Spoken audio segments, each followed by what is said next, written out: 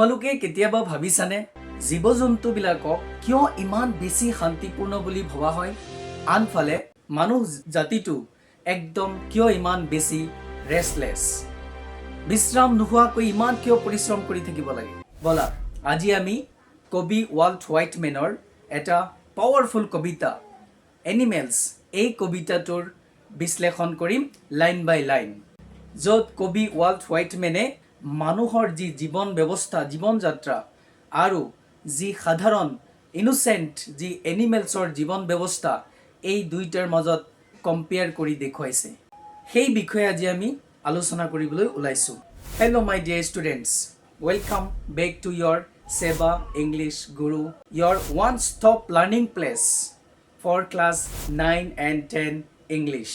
Today we will break down the poem Animals by Walt Whitman.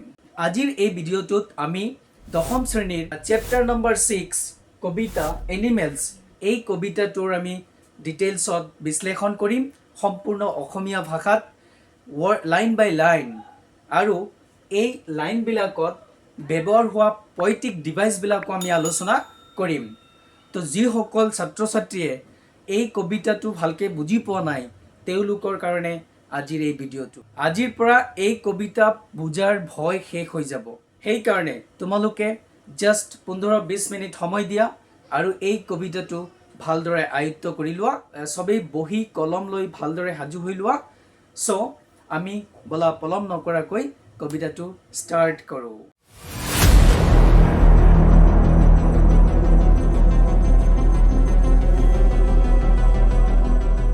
মৰমৰ ছাত্ৰ-ছাত্ৰীসকল চোৱা animals লিখিছে কোনে ৱাল্ট হোৱাইটমেন তেখেতৰ যি পৰিচয় এই পৰিচয়টো তোমালোকে ইয়াতে স্ক্ৰীনত চোৱা ভালকৈ মই দি দিছোঁ এইখিনি হৈছে তেখেতৰ জীৱন পৰিচয় তাত আমি বেছি সময় নিদিওঁ আমি কবিতাটো ভালকৈ পঢ়িম তোমালোকে এইজন হৈছে ৱাল্ট হোৱাইটমেন তেখেতৰ জীৱনী হৈছে তেখেতৰ যি পৰিচয় ইন্ট্ৰডাকশ্যন এইটো ভালকৈ চাই লোৱা ঠিক আছে এতিয়া বলা কিতাপৰ ৰেড বক্সত দিয়া আছে কি দিয়া আছে দ্য পয়েট টেলছ আছ কবিয়ে আমাক কয় যে he feels more at home with animals than humans কি কৈছে যে তেখেতে ঘৰত মানুহৰ তুলনাত দেন হিউমেনছ মানৱ জাতিৰ তুলনাত মানুহৰ তুলনাত তেখেতে জীৱ জন্তুৰ বিষয়ে বেছি অনুভৱ কৰে বেছি কথা চিন্তা কৰে ভাবে whom he finds complicated and false কি কৈ আছে আৰু যে মানৱ জাতিটোক মানুহক তেওঁ কি পায় তেওঁ জটিল আৰু মিছলীয়া বুলি পায় কাৰণ তেখেতে মানুহৰ লগত জীৱ-জন্তুক তুলনা কৰিবলৈ গৈ আছে এই কবিতাটোত আৰু সেই বিষয়ে কবিতাটো নামেই দিছে এনিমেলছ বুজি পাইছানে তেওঁ কি কৈ আছে মানুহক বেছি জটিল সমস্যাজনক ঝামেলাযুক্ত আৰু মিছলীয়া বুলি মানুহক তেওঁ দেখা পায় বুজি পাইছা নাই সেইটোৰ লগতেই জীৱ-জন্তুক তুলনা কৰিবলৈ গৈ আছে তো এইখিনি তোমালোকে বুজি পাইছানে কবিতাৰ ওপৰত যিখিনি কথা দিয়া আছে বুজি পাইছা তো ইয়াতে এটা ইম্পৰ্টেণ্ট ৱৰ্ড আছে এইটো হৈছে কমপ্লিকেটেড যাৰ অৰ্থ হৈছে জটিল বা মিছলীয়া বুলি ক'ব পাৰি মাই ডিয়াৰ ষ্টুডেণ্টছ চোৱা প্ৰথম যি দুটা শাৰী আছে দুটা লাইন আছে এই প্ৰথম দুটা লাইন আমি প্ৰথম বুজি লওঁ ইয়াতে কি কোৱা আছে চোৱা I think I could turn and live with animals. They are so placid and self-contained. এতে ইয়াৰ মিনিং হৈছে প্ৰথমে ইয়াত থকা ইম্পৰ্টেণ্ট ৱৰ্ড দুটা লিখি লোৱা placid and self-contained. placid মানে শান্ত self-contained মানে আত্মনিৰ্ভৰশীল I think মই ভাবো কবিয়ে কৈ আছে কবি ৱাল্ট হোৱাইটমেনে কৈ আছে মই ভাবো I could turn মই উভতি যাব পাৰিলোহেঁতেন and live with animals আৰু জীৱ-জন্তুৰ সৈতে যদি বাস কৰিব পাৰিলোহেঁতেন they are so placid জীৱ-জন্তুৰ কথা কৈ আছে দে মানে কাক বুজাই আছে এনিমেলছক যে তেওঁলোক বৰ শান্ত and self-contained আৰু তেওঁলোক আত্মনিৰ্ভৰশীল আৰু তেওঁলোক কি আত্মনিৰ্ভৰশীল কাৰণ জীৱ-জন্তুবিলাক কি শান্ত আৰু তেওঁলোক আত্মনিৰ্ভৰশীল তেওঁলোকে কোনেও কি নকৰে কাজিয়া কৰি নুফুৰে কোনেও কাৰো ওপৰত ভৰসা কৰিব লগা নহয় তেওঁলোক অধিকাৰৰ কাৰণে পৰিশ্ৰম কৰি থাকিব লগা নহয় সেই কাৰণে কৈ আছে তেওঁলোক আত্মনিৰ্ভৰশীল তেওঁলোকক ঈশ্বৰে যি পাৰমিশ্যন দি থৈছে তেওঁলোক তেনেকেই চলে। এইটো হৈছে প্ৰথম শাৰী। ছেকেণ্ডটো হৈছে চোৱা, I stand and look at them long and long. I stand, মই থিয় হওঁ, and look at them long and long. কি কৈ আছে? মই থিয় হওঁ আৰু দীৰ্ঘ সময় ধৰি, তাৰমানে দীঘলীয়াকৈ মই তেওঁলোকৰ ফালে চাই থাকোঁ, কাৰণ তেওঁলোকৰ যি জীৱন ধাৰণ সেই জীৱন ধাৰণে মোক মুগ্ধ কৰে, এনেকুৱা অৰ্থ বুজাই আছে এই শাৰীটোৱে। সেইকাৰণে কবি ৱাল্ট হোৱাইটমেনে কি কৰে, সেই জীৱ জন্তুৰ ফালে কি কৰে, বহুত সময় চাই থাকে আৰু তেওঁলোকক অবজাৰ্ভ কৰে, তেওঁলোকে কেনেকুৱা ক্ৰিয়াবিলাক কৰে। বুজি পাইছানে? সেইকাৰণে এই লাইনটো কৈ আছে যে মই থিয় হওঁ আৰু তেওঁলোকৰ ফালে দীৰ্ঘ সময় ধৰি চাই থাকোঁ, কাৰণ তেওঁলোকৰ যি জীৱন ধাৰণ সেই জীৱন ধাৰণটোৱে মোক মুগ্ধ কৰে। এই লাইন দুটাত, এই শাৰী দুটাত আমাৰ যি পয়েটিক ডিভাইচ, ইয়াত পয়েটিক ডিভাইচ ইউজ হৈছে চোৱা, এলিটাৰেশ্যন। প্ৰথমটো ইয়াত এলিটাৰেশ্যন ইউজ হৈছে কাৰণ ইয়াতে কুড আকৌ দিয়া আছে কণ্টেইণ্ট, হয়নে? এতিয়া চোৱা, এই কুড আৰু কণ্টেইণ্টটো আমি কিয় লিখিছোঁ, কাৰণ ইয়াতে চি চাউণ্ডটো বাৰে বাৰে উচ্চাৰণ হৈছে। তাৰ মানে এলিটাৰেশ্যন কাক কোৱা হয়? এলিটাৰেশ্যন হৈছে শব্দৰ প্ৰথম আখৰবিলাক যদি এই মানে শাৰীবিলাকত থকা, চেণ্টেন্স এটাত থকা শব্দবিলাকৰ প্ৰথম লেটাৰ যদি ছেইম হয় বা চাউণ্ড যদি ছেইম হয়, সেইবিলাককে কোৱা হয় এলিটাৰেশ্যন। বুজি পাইছানে? তো ইয়াতে প্ৰথম শাৰীটোত ইউজ হৈছে এলিটাৰেশ্যন, আৰু সেই এলিটাৰেশ্যনত আমি লিখিছোঁ কুড, বাকী ডট ডটত মাজৰ চেণ্টেন্স কথাখিনি আছে কণ্টেইন। ইয়াত দুইটাত কি হৈছে, চি চাউণ্ড উচ্চাৰণ হৈছে। আৰু ছেকেণ্ড লাইনটোত I stand and look at them long and long, ইয়াত কি ইউজ হৈছে পয়েটিক ডিভাইচটো, ইয়াতে পয়েটিক ডিভাইচ ইউজ হৈছে ৰিপিটেশ্যন হৈছে লং এণ্ড লং, তাৰমানে এই দুটা শব্দ বাৰে বাৰে আহিছে, হয়নে? লং এণ্ড লং কি হৈছে, বাৰে বাৰে আহিছে। সেইকাৰণে আমি ইয়াতে পয়েটিক ডিভাইচ কি পালোঁ, ৰিপিটেশ্যন হৈছে। বুজি পাইছা? এই দুইটা শাৰীৰ গোটেই কথাখিনি বুজি পাইছা নহয় ডিটেইলছত? যিসকলে নতুন চাই আছে তেওঁলোকে চেনেলটো ছাবস্ক্ৰাইব কৰি মোৰ সৈতে সংযুক্ত হোৱাৰ কাৰণে আশা ৰাখিছোঁ, আৰু তোমালোকৰ ফ্ৰেণ্ড চাৰ্কললৈ এই ভিডিঅ'টো শ্বেয়াৰ কৰি দিবা, যাতে তেওঁলোকেও এই চেনেলটোৰ যি সুবিধা এইটো সুবিধা লাভ কৰিব পাৰে। বুজি পাইছা? আৰু যদি ভিডিঅ'টো ভাল লাগি থাকে তেতিয়াহ'লে তোমালোকে সবেই লাইক কৰি দিবা। পৰৱৰ্তী চাৰি শাৰীৰ অৰ্থ আমি বুজি লওঁ ব'লা। প্ৰথম চোৱা, they do not sweat and whine about their condition. এই দে শব্দটোৰে ইয়াত জীৱ জন্তুক বুজোৱা হৈ আছে, এনিমেলছক, যে তেওঁলোকে কি নকৰে, তেওঁলোকে চুৱেট নকৰে, তাৰমানে পৰিশ্ৰম কৰি মেহনত কৰি এনিমেলছবিলাকে মানুহৰ দৰে ঘামচি নোলায়, ঘাম নোলায় তেওঁলোকে। And whine about their condition, আৰু তেওঁলোকৰ পৰিস্থিতিৰ বিষয়ে কাকো অভিযোগ নকৰে। whine মানে অভিযোগ কৰা, কণ্ডিশ্যনটো জানাই পৰিস্থিতি বা অৱস্থা। তো আমি এই শাৰীটোৰ অৰ্থ কি বুজি পালোঁ, তেওঁলোকে কি নকৰে, মানুহৰ দৰে পৰিশ্ৰম কৰি ঘাম নোলায়, আৰু তেওঁলোকৰ যি অৱস্থা পৰিস্থিতি সেই বিষয়ে কাকো অভিযোগ নকৰে। এই শাৰীটোত চুৱেট শব্দটোৰ অৰ্থ ইয়াতে বক্সত লিখা আছে, চাই ল'বা তোমালোকে। চুৱেট মানে ঘাম, ঘামচি। whine মানে অভিযোগ কৰা। They do not lie awake in the dark and weep for their sins. এই শাৰীটোত এৱেক শব্দৰ অৰ্থ হৈছে সাৰ পাই থকা, আৰু উইপ শব্দৰ অৰ্থ হৈছে উচপি উচপি কন্দা, চিনছ মানে পাপ। কবি ৱাল্ট হোৱাইটমেনে দে, যে তেওঁলোকে, কোনে, জীৱ জন্তুবিলাকে, তেওঁলোকে কি নকৰে, ৰাতিৰ এন্ধাৰত সাৰ পাই পৰি নাথাকে, মানে জাগি নাথাকে। কিহৰ কাৰণে? And weep for their sins, আৰু তেওঁলোকৰ মিছলীয়া পাপৰ কাৰণে তেওঁলোকে উচপি উচপি ৰাতি সাৰ পাই কান্দি নাথাকে। এইটোৱে অৰ্থ বুজাই আছে যে they do not lie awake in the dark and weep for their sins. জীৱ জন্তুবিলাকে তেওঁলোকৰ পাপৰ কাৰণে উচপি উচপি কান্দা কুটা নকৰে। ৰাতিৰ আন্ধাৰত সাৰ পাই থাকি বা জাগি থাকি তেওঁলোকৰ পাপৰ কাৰণে তেওঁলোকে উচপি উচপি কান্দি নাথাকে। কিন্তু মানুহে এইটো কৰে, হয় নে নহয়? মানুহে যদি ভুল কৰে, কোনো পাপ কৰে, কাৰোবাৰ ক্ষতি কৰে, তেতিয়াহ'লে মানুহে যেতিয়া ৰাতি শুবলৈ যায়, শুই শুই সেই কথাবিলাক মনত পৰে, আৰু আমি কৰা ভুলবিলাক আমি ৰাতি যেতিয়া শুবলৈ যাওঁ, শুই থাকোঁ, তেতিয়া আমাৰ সেই কথাবিলাক চব মনত পৰে। কাক কি দুখ দিছোঁ, কাক কি বেয়া কথা কৈছোঁ, কাক কি অপমান কৰিছোঁ সেই গোটেই তথ্যবিলাক আমাৰ মনলৈ আহে আৰু সেইবিলাক আমি ৰিয়েলাইজ কৰোঁ, অনুধাৱন কৰিব পাৰোঁ, হয়নে নহয়? কিন্তু এনিমেলছবিলাকে সেইবিলাক নকৰে। তো মানুহ আৰু জীৱ জন্তু টোটেলি ডিফাৰেণ্ট। বুজি পাইছা? তাৰপিছত তৃতীয় শাৰীটো চাই লোৱা। They do not make me sick discussing their duty to God. এই তৃতীয় শাৰীৰ অৰ্থ হৈছে তেওঁলোকে কি নকৰে? তেওঁলোকে মোক অসুস্থ নকৰে। চিক মানে অসুস্থ কৰা। Discussing their duty to God মানে জীৱ জন্তুবিলাকে তেওঁলোকৰ ঈশ্বৰৰ প্ৰতি থকা কৰ্তব্যৰ বিষয়ে আলোচনা কৰি আমাক কি নকৰে? অসুস্থ নকৰে। কিন্তু মানুহে কৰে, হয় নে নহয়? জীৱ জন্তুৱে কোনোবাই কয়নে যে মোৰ ধৰ্ম এইটো, মই এইটো পালন কৰি আছোঁ, তুমি এইটো পালন কৰিব লাগিব, এইটো চবচে বেষ্ট ৰিলিজন, এনেকুৱা কোনো তেওঁলোকৰ হেৰি নাথাকে, হয়নে? তেওঁলোকৰ ধৰ্ম নাই। কিন্তু আমাৰ মানুহৰ কি আছে? প্ৰত্যেকটো জাতি জনগোষ্ঠী কলা সংস্কৃতি প্ৰত্যেকটো ৰিজন অনুযায়ী এটা এটা ধৰ্ম যেন আছে পৃথিৱীত। কিমান হাজাৰ হাজাৰ ধৰ্ম আছে, হয়নে? এই ধৰ্মবিলাক লৈ আমি কিমান কাজিয়া পেচাল মাৰ পিট হৈ আছে প্ৰত্যেক দিন, কিন্তু জীৱ জন্তুৰ মাজত এনেকুৱা কোনো ধৰণৰ প্ৰব্লেমছ নাই। সেইকাৰণে কবি ৱাল্ট হোৱাইটমেনে কৈ আছে যে মানুহৰ তুলনাত জীৱ জন্তু বহুত বেছি শান্ত আৰু আত্মনিৰ্ভৰশীল। বুজি পাইছানে কিয় কৈ আছে? এই কাৰণেই কৈ আছে। বহুত অৰ্থপূৰ্ণ কবিতা এইটো, অলপ ভালদৰে মনোযোগ দিবা, চাবা, ভালকৈ বুজি পাবা। যদি ভালদৰে অলপ ডিপলি ফিল কৰা, 10-15 মিনিট সময় ভালকৈ দি লোৱা, তেতিয়াহ'লে তোমাৰ পৰীক্ষাৰ কাৰণে গোটেই প্ৰব্লেমছবিলাক ছল্ভ কৰাৰ কাৰণে কোনো অসুবিধা নহ'ব। এতিয়া ইয়াত টান ৱৰ্ড কি আছে? চিক। চিক মানে অসুস্থ কৰা। এই ৱৰ্ড চাই ল'বা তোমালোকে মিনিং কেইটা, অ'কে?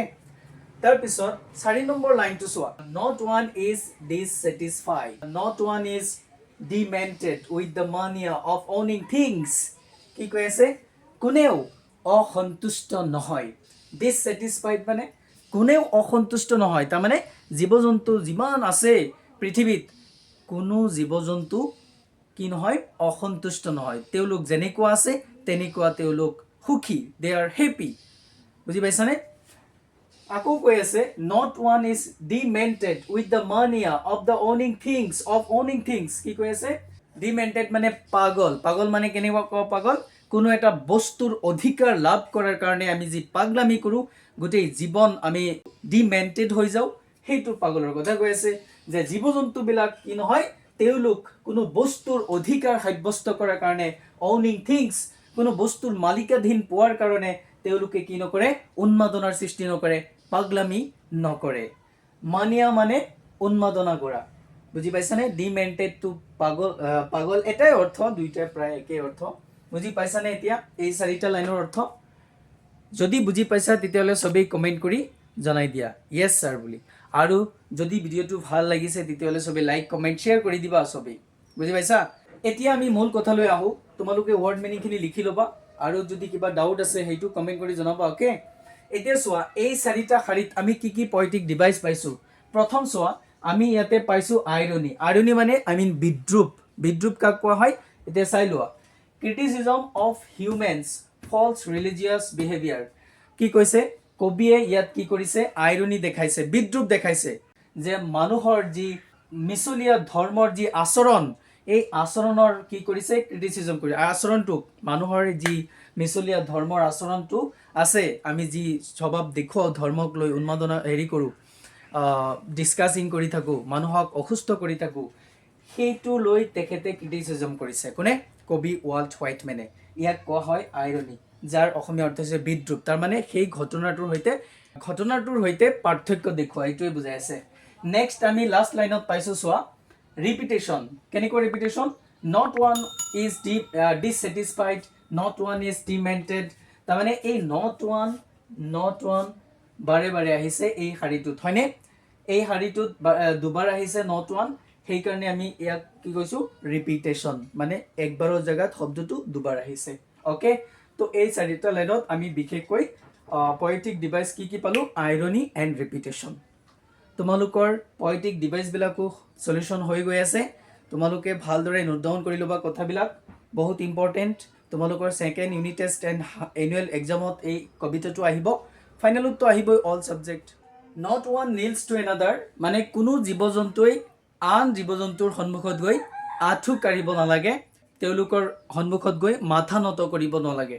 কিন্তু মানুহে কি কৰিব লাগে আমি আমাৰ ডাঙৰ সকলক আমাৰকৈ বেছি যিসকল সন্মানীয় পাৱাৰফুল ক্ষমতাশীল ব্যক্তি তেওঁলোকৰ সন্মুখত আমি মাথা নত কৰিব লাগে আঁঠু ল'ব লাগে হয়নে কিন্তু জীৱ জন্তুৰ মাজত তেনেকুৱা চিষ্টেম নাই বুজি পাইছা নাই কবি ৱাল্ট হোৱাইটমেনে কিমান গুৰুত্বপূৰ্ণ কথাবিলাক আমাক কৈ আছে তাৰপিছত কৈছে nor to his kind that lived thousands of years ago আৰু তেওঁলোকে এইটো কামো কৰিব নালাগে তাৰমানে তেওঁলোকৰ হাজাৰ হাজাৰ বছৰ আগতে যিসকল পূৰ্বপুৰুষসকল জীয়াই আছিল সেইটোৱে কৈ আছে যে thousands of years ago যিসকল তেওঁলোকৰ পূৰ্বপুৰুষ আছিল তেওঁলোকৰ প্ৰতি তেওঁলোকে দয়াও দেখুৱাব নালাগে তেওঁলোকক সন্মানো কৰিব লগীয়া নহয় বা তেওঁলোকৰ ৰীতি ৰিবাজ মানিও চলিব লগা নহয় তেনেকুৱা কথা কৈ আছে এইখিনিত তো এই লাইনটো বুজি পাইছানে সবেই কি কৈ আছে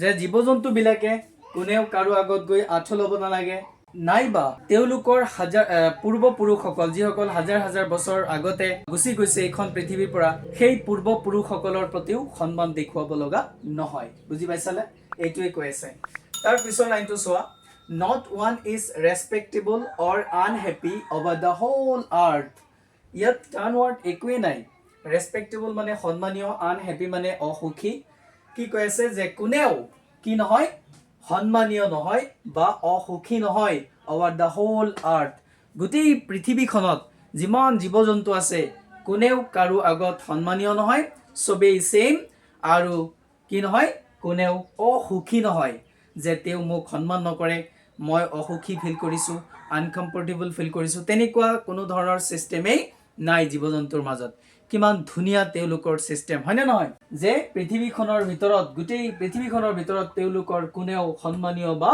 কোনেও অসুখী নহয় তাৰ পিছৰ লাইনটো চোৱা so they show their relations to me সেয়েহে তেওঁলোকে কি কৰে তেওঁলোকৰ যি সম্পৰ্কবিলাক তেওঁলোকৰ মাজত মানে এনিমেলছ বিলাকৰ মাজত এটা প্ৰজাতিৰ এনিমেলছ আনটো প্ৰজাতিৰ এনিমেলছৰ মাজত যি সম্পৰ্ক সেই সম্পৰ্কবিলাক মোক দেখুৱাই কি কৈ আছে শো মোক দেখুৱাই their relations to me তেওঁলোকৰ মাজৰ যি সম্পৰ্ক সেই সম্পৰ্কবিলাক মোক দেখুৱাই and I accept them আৰু সেই সম্পৰ্কবিলাক মই মানি লওঁ মই গ্ৰহণ কৰি লওঁ বুজি পাইছানে কাৰণ সেইটোৱে চাই থাকে তেও বহুত সময় ধৰি প্ৰথমে আমি পাইছো যে তেও থিয় হয় আৰু কি কৰে জীৱ জন্তু বিলাকৰ ফালে বহুত সময় ধৰি চাই থাকে তাৰ পিছৰ লাইনটো চোৱা they bring me tokens of myself এই tokens শব্দটোৰ অৰ্থ লিখিলোৱা তোমালোকে tokens মানে নিদৰ্শন tokens মানে নিদৰ্শন they bring me tokens of myself তেওঁলোকে মোৰ নিজৰ যি নিদৰ্শন বিলাক অতীতৰ বা আমি মানুহ হিচাপে আমি যি কাম কাজ কৰিব লাগে সো সেই মোৰ নিজৰ নিদৰ্শন বিলাকে তেওঁলোকে মোক আনি দিয়ে they bring me tokens of myself they evince them plainly in their possession হিহতে এনিমেলছ বিলাকে কি কৰে কবিক মানুহৰ হেৰাই যোৱা গুণ বিলাকৰ কথা মনত পেলাই দিয়ে যেনে সততা নিৰ্দোষিতা সাধাৰণতা সিম্পলিসিটি সেইবিলাক কি কৰে তেওঁলোকে মনত পেলাই দিয়ে কোনে এনিমেলছ বিলাকে কবিক সেই কথাবিলাক মনত পেলাই দিয়ে এইটোৱে কথা ইয়াত বুজাই আছে এই লাইন কেইটাত ব্যৱহাৰ হোৱা পয়েটিক ডিভাইস বিলাক এতিয়া আমি অলপ চাম প্ৰথম লাইনত যেটো ওয়াৰ্ড আছে নীলস তাৰমানে এই নীলিং শব্দটোৰে সিম্বলিজম পাইছো সিম্বলিজম মানে প্ৰতীকবাদ মানে প্ৰতিচিহ্ন কৰা কোনো এটা বস্তু চিহ্নিত কৰা বুজি পাইছানে প্ৰতীকবাদ যাক কোৱা হয় kneeling symbolizes slavery and blind faith kneeling টোৱে আঁঠুলোৱা যেটো শব্দ এইটোৱে প্ৰতীকবাদ কৰিছে দাসত্বৰ প্ৰতীকবাদ কৰিছে and অন্ধবিশ্বাসৰ প্ৰতীকবাদ কৰিছে আঁঠু কোনে লয় মানুহে লয় এনিমেলছে কিন্তু কোনো এনিমেলছৰ আগত আঁঠু নলয় সেই কাৰণে এই আঁঠুলোৱা শব্দটোৱে কি বুজাইছে মানুহে মানুহৰ সন্মুখত বা মানুহৰ আগত দাসত্ব কৰাৰ কথা উল্লেখ কৰিছে আৰু কাৰোবাক অন্ধবিশ্বাস কৰাৰ ক্ষেত্ৰত উল্লেখ কৰিছে বুজি পাইছানে তাৰ পিছত আমি পয়েটিক ডিভাইসটো পাইছো হেতু হৈছে পাৰ্সনিফিকেশন যাক কোৱা হয় মানৱীকৰণ animal show relationship as if consciously তাৰমানে জীৱ জন্তু বিলাকে তেওঁলোক যেন সচেতন ভাবে জানি বুজি তেওঁলোকে যেন সম্পৰ্কবিলাক দেখুৱাইছে সেই কথাটোৱে মানে তেওঁলোকৰ ভিতৰত যি মানৱীকৰণ আছে সেই মানৱীকৰণৰ কথাই উল্লেখ কৰা হৈছে যাক আমি পাৰ্চনিফিকেশ্যন বুলি কওঁ তো এই দুটা পয়েটিক ডিভাইচ আমি লৈছোঁ ইয়াতে এই শাৰীত কেইটাৰ পৰা বুজি পাইছা তো এই কথাবিলাক কিয় কোৱা হৈছে যাতে তোমালোকে কবিতাটো ভালকৈ ৰিয়েলাইজ কৰিব পাৰা আৰু ইয়াৰ পৰা যিকোনো প্ৰশ্ন দিলে তোমালোকে এনসাৰবিলাক মিলাই কৰিব পাৰা My dear students, last line চোৱা I wonder where they get those tokens মই চিন্তা কৰোঁ মই ভাবোঁ wonder মানে ভবা চিন্তা কৰা where ক'ত they get those tokens সেই নিদৰ্শনবোৰ তেওঁলোকে ক'ৰ পৰা পায় ক'ত পায় মই সেই কথাবিলাক ভাবোঁ কোনে কৈ আছে কবি ৱাল্ট হোৱাইটমেনে কৈ আছে Did I pass that way huge times ago and negligently drop them? মই ভাবোঁ যে হয়তো মানুহে এই মহৎ গুণবোৰ বহু বছৰ আগতে হেৰুৱাই দিলে চাগে কবিয়ে কৈ আছে I wonder মই ভাবোঁ where they get those tokens তেওঁলোকে সেই নিদৰ্শনবোৰ ক'ত পায় মই ভাবোঁ যে মানুহে চাগে সেই মহৎ নিদৰ্শনবোৰ যে did I pass that way huge times ago and negligently drop them সেই মহৎ গুণবোৰ বহু বছৰ আগতে অৱহেলাৰে negligently মানে অৱহেলাৰে হয়তো মানুহে বহুত বছৰ আগতে সেই মহৎ গুণবিলাক কি কৰিছে অৱহেলাৰে হেৰুৱাই দিলে চাগে কিন্তু সেই মহৎ গুণবিলাক জীৱ-জন্তুবিলাকে ধৰি ৰাখিলেহি যিটো গুণ ধৰি ৰাখিব লাগিছিল মানুহে সেইটো ধৰি ৰাখিছে কোনে জীৱ-জন্তুবিলাকে ধৰি ৰাখিছে মৰমৰ ছাত্ৰ-ছাত্ৰীসকল এই কবিতাটো হৈছে এইখিনিলৈকে তোমালোকে বুজি পাইছা নে নাই সবেই কমেন্ট কৰি জনোৱা যদি ইয়াত কিবা টান পাইছা তেতিয়াহ'লে কমেন্ট কৰি জনাব পাৰা এইখিনিত আমি ইম্পৰ্টেন্ট পয়েটিক ডিভাইস পাইছো দুটা এটা হৈছে মেটাফৰ মানে হৈছে আমি যেতিয়া কোনো এটা বস্তুক উদাহৰণ দি তাৰ সিমিলাৰকে যেতিয়া আমি বুজাব বিচাৰো বুজি পাইছানে সেইটোকে মেটাফৰ বুলি কোৱা হয় মানে এটা উদাহৰণ দি আন এটা বস্তুক যেতিয়া বুজাবলৈ যাও সেইটোই তো ইয়াতে কি কৈছে ড্ৰপিং ভ্যালুজ এই ড্ৰপিং ভ্যালুজটোৰে কি বুজোৱা হৈছে লুজিং হিউম্যান ভাৰ্চুয়াস কাক বুজাইছে কিহক বুজাইছে মানুহৰ যি মহৎ গুণবিলাক আছে সেইবিলাকক বুজাই আছে ড্ৰপিং ভ্যালুজে ওকে আইৰনি পাইছো ইয়াতে আমি আইৰনি মানে বিদ্ৰুপ মানে কি আমি কোনো এটা বস্তু লগত আন এটা বস্তু যেতিয়া পাৰ্থক্য দেখুৱাও এটাৰ সৈতে যেতিয়া আন এটাক আমি পাৰ্থক্য দেখুৱাও সেইটো কোৱা হয় বিদ্ৰুপ humans lost what animals still have মানুহে যিবিলাক গুণ হেৰুৱাইছে কিন্তু সেই গুণবিলাক এতিয়ালৈকে জীৱ-জন্তুৰ আছে তো এইটো বিদ্ৰুপ দেখুৱাইছে ডিফাৰেন্স দেখুৱাইছে